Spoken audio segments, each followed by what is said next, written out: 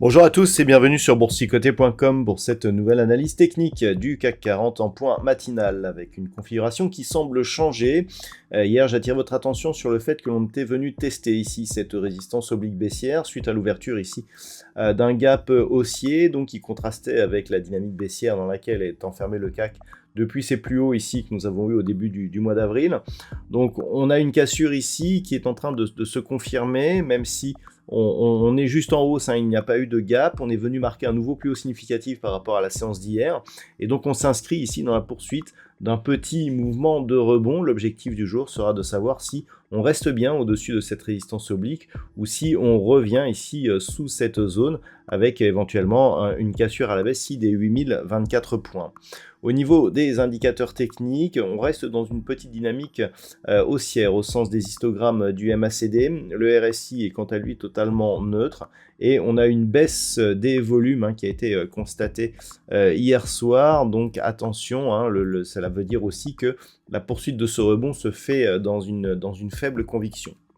Donc on le voit bien sur ce graphe, rupture ici de cette résistance oblique. Au niveau des valeurs, alors on a au moment où je vous parle, eh bien un CAC 40 qui gagne donc 0,23%.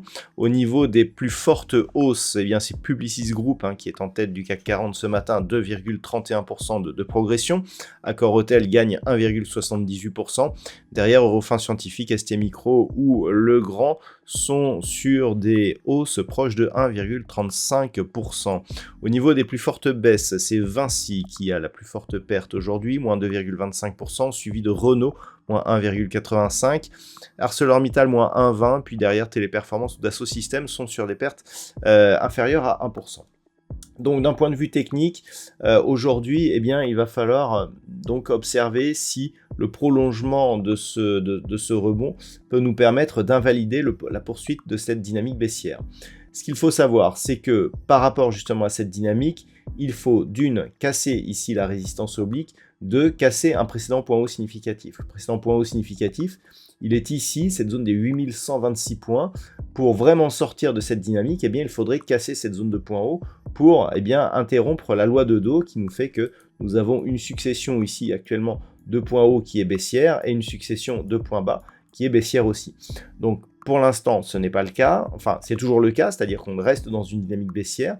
En cassant donc cette zone de point haut, eh bien on interromprait cette dynamique. Donc ça sera un petit peu l'enjeu du jour. Entre les deux, on a cette zone ici des intermédiaires des 8092 points, qui est une zone 8092 points, pardon, qui est une zone de résistance mineure. Donc premier enjeu ici, vérifier que les cours ne reviennent pas sous cette zone ici 8040, 8050 points. Pourquoi cette zone? On le voit ici, c'est un niveau en intraday, on le voit ici de nombreux contacts ici sur toutes ces phases. Eh bien, si on revient sous ce niveau, on revient ici sous la résistance oblique baissière dans cette unité de temps 4 heures. Et donc le signal serait assez négatif. Donc 8040-50, 40 points, on va dire 8040 points. Tant que l'on reste au-dessus de cette zone, eh bien la perspective, c'est une sortie ici de cette dynamique baissière. Si on confirme par une rupture, dans un premier temps, 1 des 8092 points et 2 dans les prochains jours ou aujourd'hui, bien sûr, 8126 points, on aura ce signal de sortie. Lorsque l'on observe un petit peu ce qui se passe, eh bien l'autre, je dirais, résistance serait à peu près ici. Il faudrait ajuster.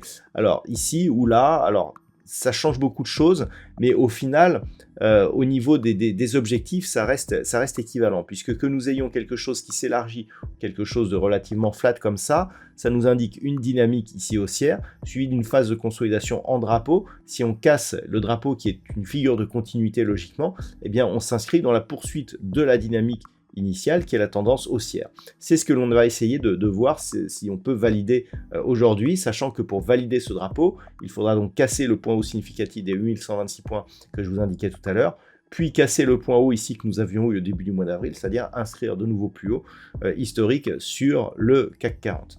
Voilà donc ce qu'il faut savoir ce matin sur cette configuration.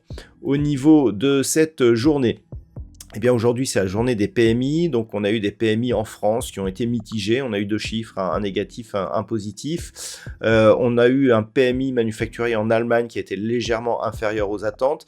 Cet après-midi on aura le PMI manufacturier du mois d'avril pour les États-Unis qui sera diffusé à 15h45.